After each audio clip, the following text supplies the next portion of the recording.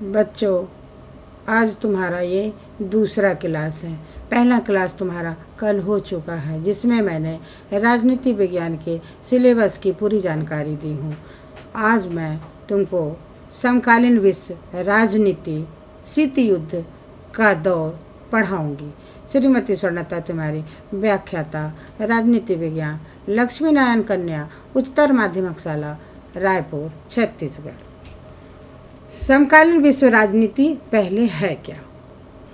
तो द्वितीय विश्व युद्ध के बाद के काल को समकालीन विश्व राजनीति काल कहते हैं या उजागर करती है। अब शीत युद्ध का दौर, दो ध्रुवता का अंत, समकालीन विश्व में अमेरिकी वर्चस्व, सत्ता के वैकल्पिक केंद्र, समकालीन दक्षिण एशिया, अंतर्राष्ट्रीय संगठन, समकालीन विश्व में सुरक्षा, पर्यावरण और प्राकृतिक संसाधन व वैश्वीकरण इसके अंतर्गत आते हैं। शीत युद्ध का दौर। शीत युद्ध का दौर दो मुख्य बातें। पहला, शीत युद्ध अर्थात वाक युद्ध। दूसरा दौर अर्थात समय यानी द्वितीय विश्व युद्ध के बाद से लेकर सोवियत संघ यानी रूस के विघटन तक के काल को माना जाता। आओ हम इस पर चर्चा करें। शीत युद्ध है क्या? अब है शीत युद्ध कहते किसको है? तो द्वितीय विश्व युद्ध के बाद के काल में संयुक्त राज्य अमेरिका और सोवियत रूस के बीच उत्पन्न तनाव की स्थिति को शीत युद्ध के नाम से जाना जाता है। शीत युद्ध शब्द का प्रयोग सर्वप्रथम 16 अप्रैल 1947 को बर्नार्ड एम बरूच ने दक्षिण कैरोलिना राज्य यूएसए विधानमंडल में भाषण देते हुए किया था। शीत युद्ध की अवधारणा का जन्म द्वितीय विश्व युद्ध की समाप्ति के बाद 1945 में हुआ। शीत युद्ध का अर्थ। शीत युद्ध अर्थ अस्त्रों शस्त्रों का युद्ध न होकर धमकियों तक ही सीमित युद्ध है। इस युद्ध में कोई वास्तविक युद्ध नहीं लड़ा गया। इस युद्ध में दोनों महाशक्तियों में वैचारिक मतभेद ही प्रमुख रहे।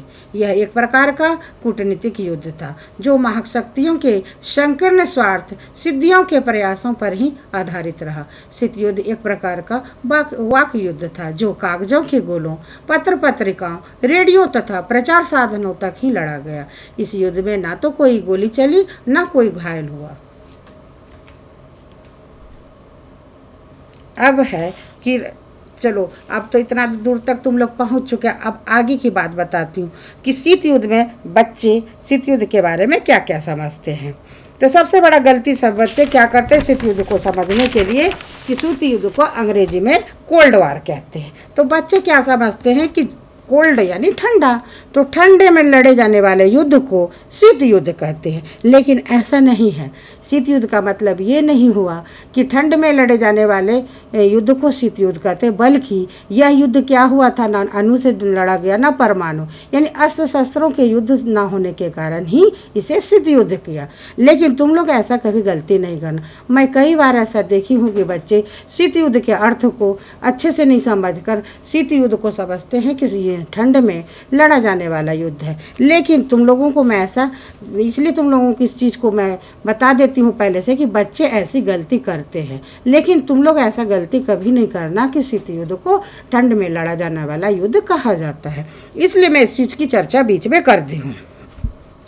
बल्कि शीत युद्ध है क्या? तो शीत युद्ध मानव के मस्तिष्क में लड़ा जाने वाला युद्ध है और यह मैदानों में नहीं लड़ा जाता। कहाँ लड़ा जाता? तो मानव के मस्तिष्क में।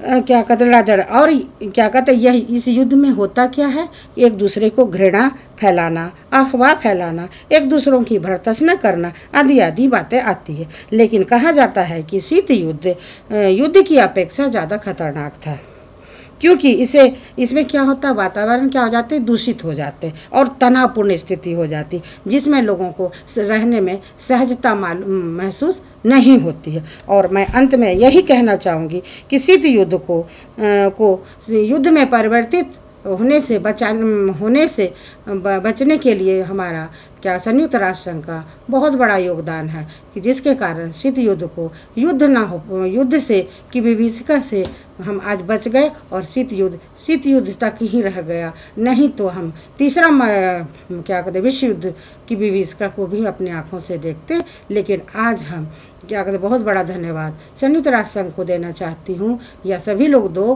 कि जिसने द्वितीय शीत युद्ध को युद्ध की विभीषिका से यानी तीसरा युद्ध होने से बचा लिया। धन्यवाद।